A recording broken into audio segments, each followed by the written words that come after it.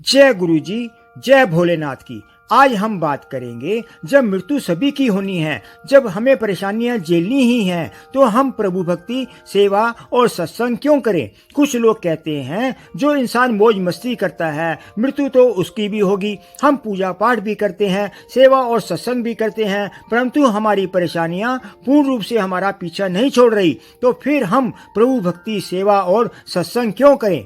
देखिए, बिल्ली जब चूहे को पकड़ती है तो दांतों से पकड़कर उसे मार कर खा जाती है, लेकिन जब उन्हीं दांतों से जब अपने बच्चे को पकड़ती है तो उसे मारती नहीं, बहुत ही नाजुक तरीके से एक जगह से दूसरी जगह पहुंचा देती है। दांत भी वही है, मुंह भी वही है, पर परिणाम अलग अलग हैं। ठीक उसी प्रकार मृत्यु भी सभी की होगी, पर एक प्रभु के धाम में जाएगा, दूसरा 84 के चक्कर में। प्रभु के धाम का एक ही मार्ग है, सेवा, सिमरन, सत्संग। आप अपना मन विचलित ना करें, कभी ऐसा ना सोचें कि आप एक पल भी अकेले हैं या आपकी कोई देखरेख नहीं कर रहा है। आपको आपके आराध्य देवी देवता और आपके गुरुजी की तरफ से हर समय समय पर सहायता मिल रही है, जिसकी आपको जरूरत होती है। हम जो चाहते हैं यदि वह नहीं पाते तो परमात्मा को या अपनी किस्मत को दोष देने लग जाते हैं, पर परमात्मा को, हमारे गुरु को पता होता है कि हमारे लिए क्या उपयुक्त है। उनकी प्लानिंग को हम नहीं समझ सकते। कभी कभी हमारे पाप कर्मों का भार कुछ इतना ज्यादा होता है कि उसकी वजह से कभी हमारे शरीर को मानसिक दुखों से या भीतर भार से ज्यादा तकलीफों से गुजरना पड़ता है। ध्यान या पूजा पाठ, सेवा, सत्संग करने से हमारे मन में एक अजीब शांति की अनुभूति होती है।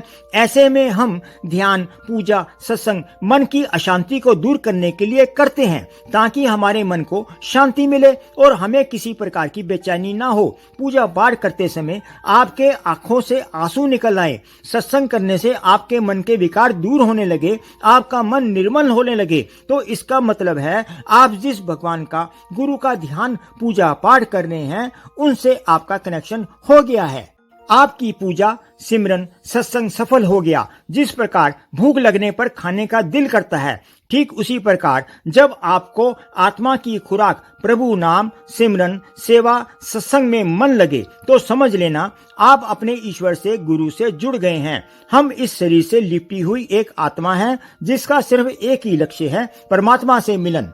पर यकीन मानो, आप जिन परेशानियों से गुजर रहे हो वही आपको परमात्मा की तरफ, आपके गुरु की तरफ ले जाने वाला रास्ता है और उनके सामने ले जाकर खड़ा करेगा।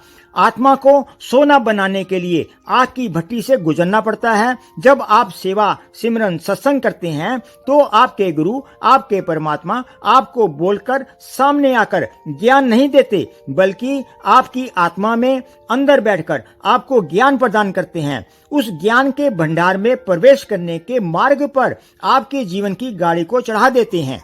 हमें अपने पूर्व कर्मों को भुगतना ही पड़ता है, पर जैसे जैसे हम सेवा, सिमरन, सत्संग करते हैं, हमारे पाप कर्म कटते जाते हैं।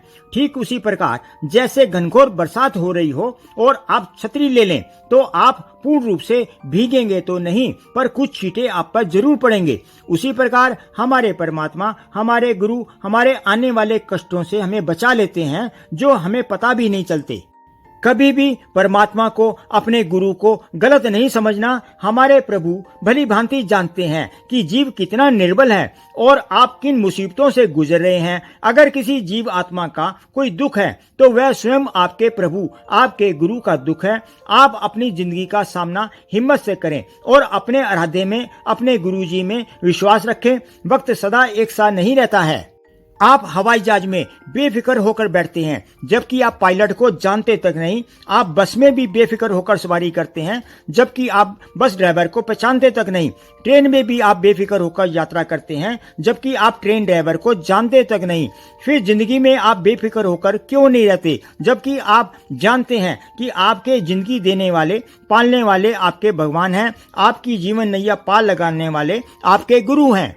अपने प्रभु पर, अपने गुरुजी पर भरोसा इतना रखें कि जब आपकी इच्छा से काम ना हो तो समझ लीजिए ये उनकी इच्छा है, और जब आपकी इच्छा से काम हो तो समझ लेना उनकी कृपा है।